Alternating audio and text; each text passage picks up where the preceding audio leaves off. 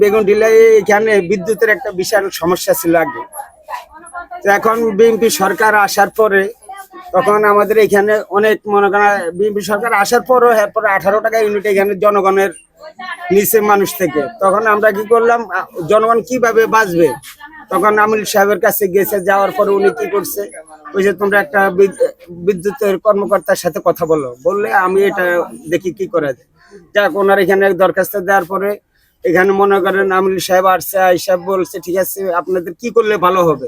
তখন বলছে আপনারা আমাদের এখানে একটা ঘরে ঘরে বিদ্যুতের ব্যবস্থা করে দেন, যা বিল আসবে আমরা সরকার দিব। আমরা আগেও বৈধ ছিলাম, এখনো বৈধভাবে চালাতে চাই, কিন্তু আগে যেটা ছিল এটা অনেক টাকা বিল হইতো। গরিবের দেখা গেছে 2000, 2200, 2400 টাকা। কেউ একটা বাতি একটা ফ্যান চালাইছে তারও 600, 700 টাকা বিল আসছে। তো ওটার থেকে এখন আল্লাহর রহমতে আমরা অনেক মুক্তি পাইছি।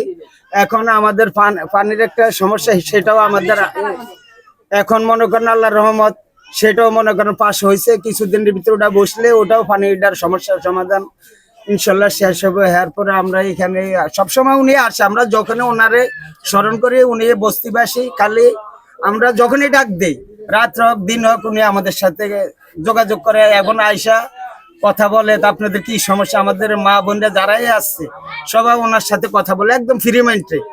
এরকম আমরা বিগত আমলে এবং এর আগেও আমরা আসছি এখানে 27 বছরের মতন, কিন্তু এরকম ঘনিষ্ঠ ভাবে কেউ একদম দ্রুত আমাদের কাছে একটা ফোন পাওয়া মাত্র চলে আসে, নইলে লোক পাঠায় খোঁজ খবর নেয় উনি। এই বিষয়টাই মানে এলাকার উন্নয়ন।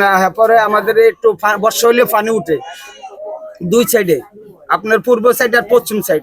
তো সেটা ওনারা জানানোর পরে বলছে খালটা খনন করার জন্য, সেটাও ব্যবস্থা করতেছে, কাজ হইতেছে অলরেডি। যাক, এগুলো উন্নয়নমূলক কাজ হচ্ছে। তো সামনে আশা করি আমাদের যে ফ্যামিলি কার্ড নিয়ে বিষয় উঠাও কথাবার্তা হইতেছে, গরিবের ভিতরে দিব।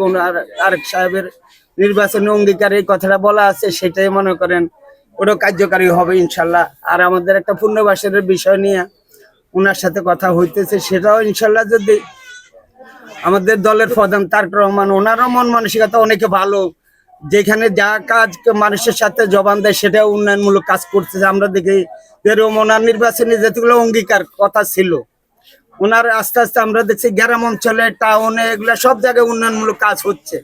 তা আমরা দোয়া করি ওনার যেন আল্লাহ ওনার যেন আরো তৌফিক দেয়, এবং জনগণের সবার সহযোগিতা করতে হবে। এলাকায় যেন ভালোভাবে চলে সেই দিকে জনগণের সচেতন হইতে হবে, সরকারের সচেতন করতে হবে, সহযোগিতা করতে হবে জনগণের। জনগণ যদি মনে করেন কিছু করে একটা অকারেজ হয়, সেটা জনগণ চুপ করে রইলো, সরকারের জানাইলো না, প্রশাসনের জানাইলে সেটা মনে মনে আর বিপদ হয় ভবিষ্যৎ।